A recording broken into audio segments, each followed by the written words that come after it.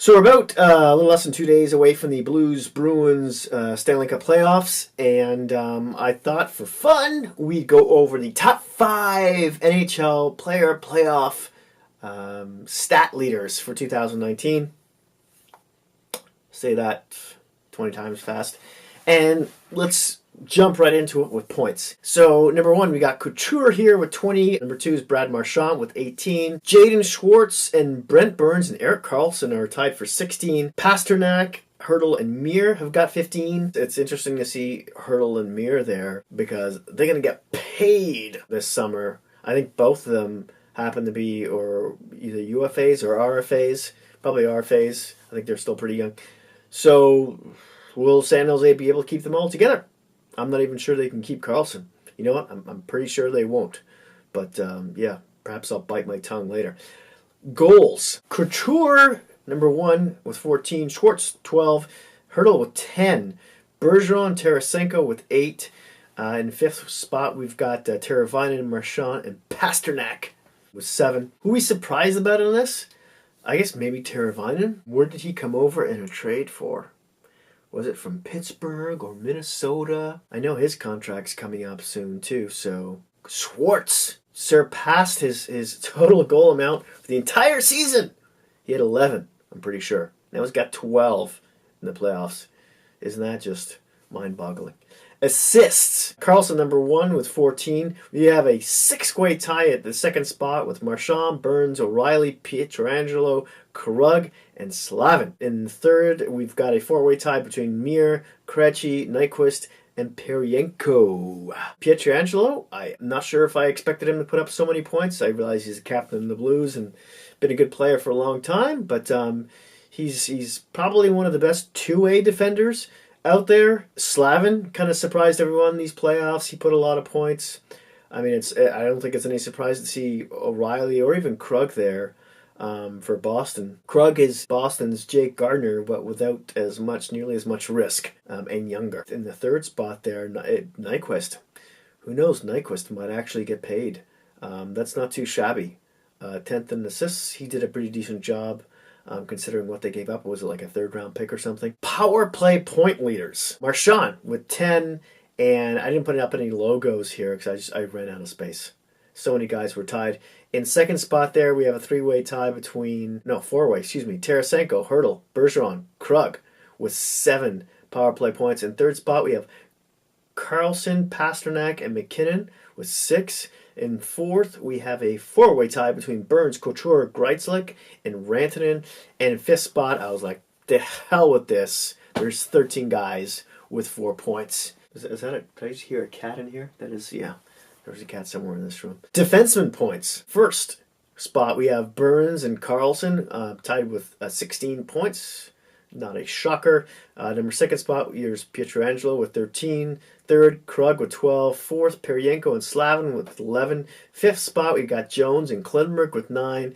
And in 6th, we've got a 5-way tie between Vlasic, Bufflin, Falk, Tyson Berry, and Theodore with 8 points. Yeah, I know, but went a bit over. Some of these I have 6, and in assists, I only had 3. I just, I went with the space I had. This is mostly top 5. That's what I should have called it, just to make it even more simplistic.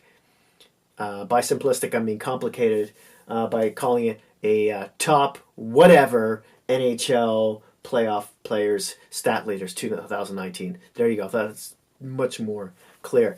Let's talk about hits. Number 1 spot, we have Kane with 81. 2, Mir, 76. 3, Stahl with 72. 4th, Dillon with 64. 5th, Sundqvist with 60. 6th, Zadorov with 59. 7th, Shen with 55. 8th, Martin with 54. 9th, we got a 2-way tie between Braun and Barbashev with 53. And 10th, we got Foligno and Blais.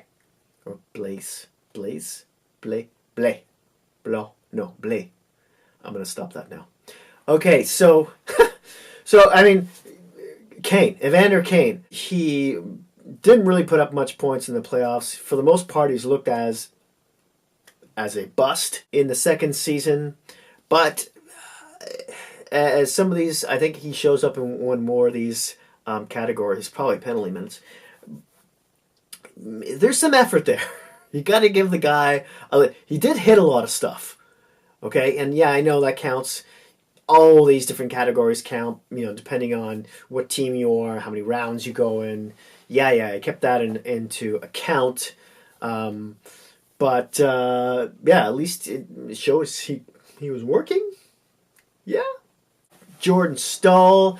I thought it was interesting there because he had the third least amount of games played on this list with 15 games played, and he was pretty high. That line of his from Carolina Hurricanes seemed to be the most efficient at shutting down the Bruins' top line of Bergeron, Pasternak, and Marchand.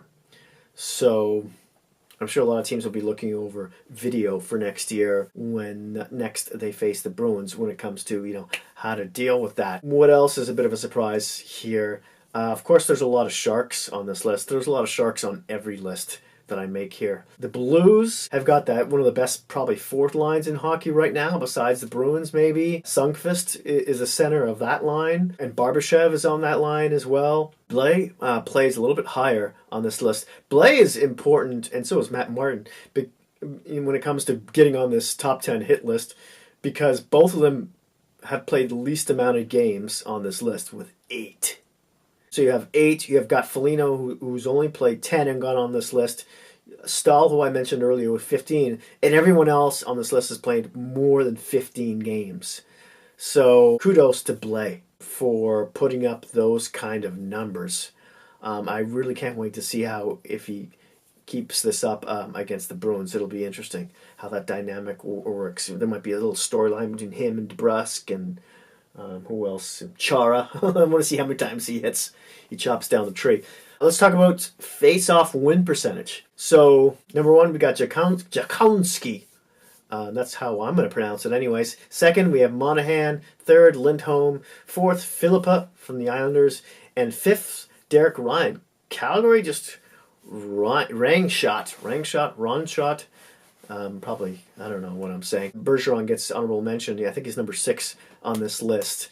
But it goes to show you somewhat that, winning the faceoff all the time doesn't necessarily translate into wins. Although you think that would be incredibly handy, in the defensive zone, especially if you're penalty killing. I don't care, how many Calgary Flames are on that list. I still think, it's important. Right, to some extent. You can argue with me in the comment section down below. Plus minus. Chara with 11 at first. Second, we've got Heinen with 10. Third, we have McAvoy and Coyle at 9. Fourth, we've got a tie between Bergeron and Klenberg with 8. Yeah, I know that's not 5, but there is 6 players on that. So, yeah, whatever. Did I just say go Fungool? I hope I'm going to bleep that out. No, don't Google Fungool. I'm not Italian, by the way. So, does anyone notice something this has in common? Anyone? Bueller? No? I'm just going to leave that there. Shots. Number 1, Couture. 2, Tarasenko. 3, Bergeron. 4, Hurdle. 5, we've got a 4-way tie between Marchand, McKinnon, Kane, and Burns. I guess Bergeron surprises me a little bit to be on this list because he's Bergeron. He's a 2-way center who's really good at defending. Is not known to take a hell of a lot of shots. I would think I would see Marchand or Pasternak or even Krejci on this list before I saw Bergeron. So, I mean, he did have like a 30-goal or 30-plus goal regular season. So, that'll tell you something. Maybe people are so used to seeing, Marchand, there we go. Get my mass hole in order there. Marchand or Pasternak, getting more shots than Bergeron, but maybe, goalies are expecting that, so he's shooting more. Whatever. We're getting into the psychology behind the man. I'll end it there. I don't know what I'm saying. Block shots. Number 1, Burns. 2, Pietrangelo. 3, Vlasic. 4, Bouwmeester. In the 5th spot, we've got a tie between Braun, Slavin, Cole, and Savard. Braun, you've the number 5 spot, the San Jose defender. By the way, if you ever see an NHL logo on this list, it's because I ran out of San Jose logos. They're all San Jose players, but I'm sure you knew that already. Braun took a lot of beating in this playoffs. Of all the San Jose Sharks, you got really injured. And one might argue they would have been in the finals, if not being a Stanley Cup favorite, if players like Karlsson and Pavelski, or even Hurdle and Mir were 100%. Braun, he took a lot of hits. If I had the reverse category, like who took the most hits, I'm sure Braun would be up there, especially in the Blues series. And I will say the Dallas one, too. He took a beating. Yeah. So for him to be on the top 5 shot list, that's some kind of Iron Man, I'll tell you. Slavin seems to be the all-around kind of man, a total perfect balance between offense and defense there. Bouwmeester showing he's still got it at how old he is now. I'm pretty sure he's like 36-ish. The same amount of block shots. Maybe that was a goal of his. Let's move on to penalty minutes. I thought I'd throw this one up there. Number 1, we got Evander Kane with 61. 2, Timo time. 3, we have a tie between Dylan and Zadorov. 4th, we have Anderson and Goodrow. 5th, we've got a 3-way between Ovechkin, Kucherov, and Kadri. Not that kind of 3-way. Get your head out of the where. Kadri and Kucherov are mostly here because of the match penalties they got, because of the hits to the head and blah, blah, blah. That kind of propelled them. They both only won 1 series. So that's why they're really on this list. Evander Kane, he did some dumb things. Took some dumb penalties in the playoffs and, a lot of roughing calls and iffies, this and that. And so, yeah, that doesn't surprise me. He's number 1, Timo Mir. I mean, everyone from Timo on, that's kind of half of Kane, really, on the way down. If everyone's got less than or just over a half the amount of penalties that you took, you might be rethinking the way you play in the playoffs, especially if you're not putting up points. But again, he did hit a lot of guys. He's number 1 on the hit list, so take that for what it's worth.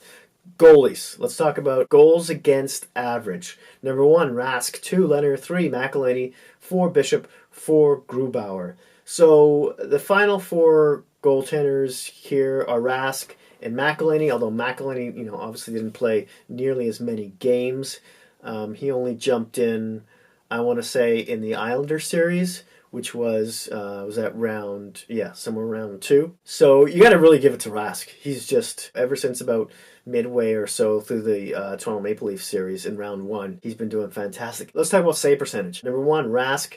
2, Leonard. 3, Bishop. 4, McElhinney. 5, a 3-way tie between between Grubauer and Bobrovsky. I didn't run out of space, so I just called him Bob. Bobrovsky could have been a lot higher on the list if he just didn't implode in those last 2 or 3 games against the Bruins. And that's it. There you have it. There's my list. Thank you so much for watching. As always, I'd love to hear your thoughts and opinions in the comment section down below. Hit like if you like this video. Smash that subscribe button if you haven't already. And hey, if you happen to have any Hockey Geek friends, please don't feel shy about sharing. Thanks again, and I'll see you soon.